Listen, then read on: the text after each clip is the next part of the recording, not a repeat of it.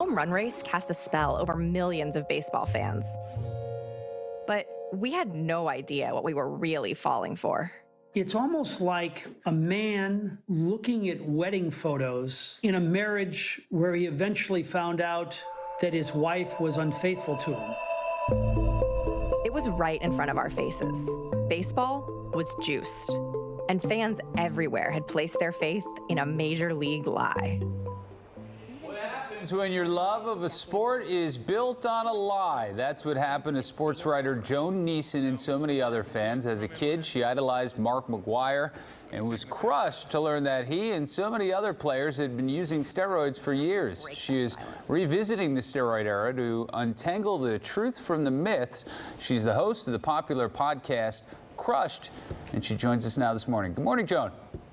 Morning, how are you? Good. You know, it's an interesting take on the whole steroid era, because I think I was probably a little bit older than you when it happened. So at the time, you know, there was really nothing about it that surprised me, right? As someone who's maybe a little bit older, but as a kid, I guess I'd never really considered it from that perspective. And I wonder, you know, how old were you when all this went down and when you realized that, you know, a lot of this was built on fraud, and I'm curious about that whole journey for you.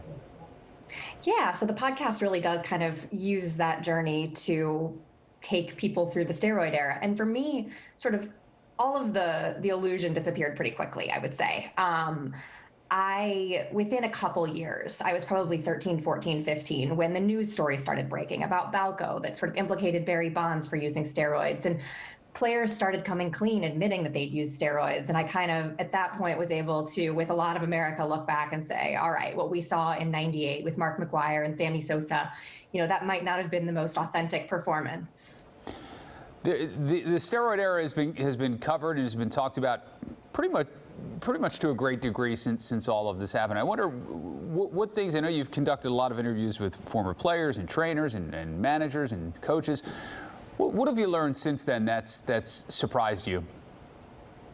You know, a lot of things surprised me in the process of reporting this, which I think is, I guess, a good sign for what we put together.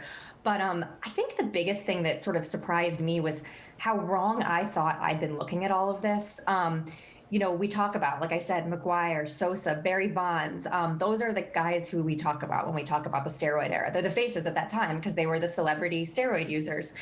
But really, the whole story of that time permeated so much farther down from the stars. And it really, steroids took over baseball. It took over minor league baseball. And to me, what was surprising was just how far those ripples reached and how much this affected guys who most of us have never heard of.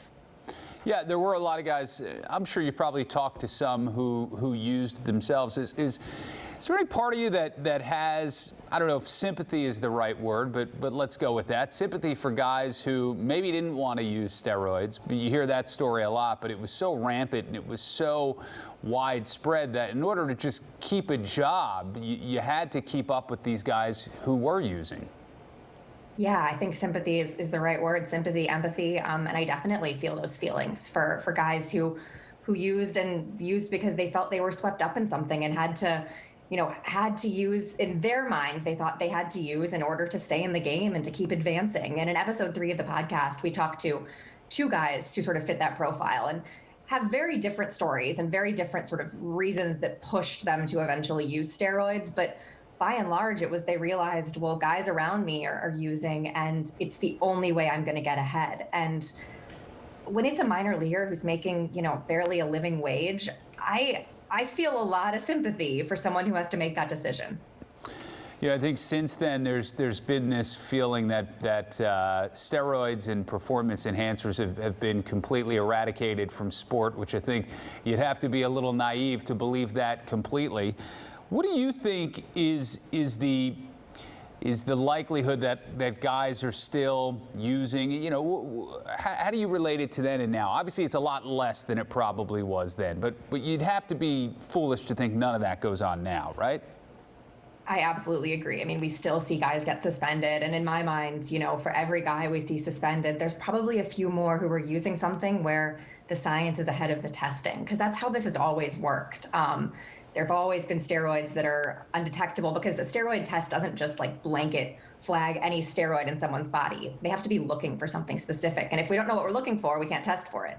So I think guys are definitely still using in some, some quantity of guys, but I do think that two things have really curbed that. One is testing. I mean, there's a fear that goes along with testing, and Major League Baseball was not testing until 2004, 2003 anonymously, 2004 with penalties attached.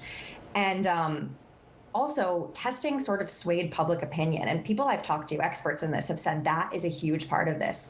Just the idea that public opinion wasn't particularly against steroids until we started talking about them and testing for them. And now guys feel a lot of social pressure to not use. And I think that's very real. All right, Joan, thanks so much for your time. The Crush podcast is available now, and it's free. Check out Joan in Religion of Sports on social media. Joan, thanks so much for being with us. Thanks for having me.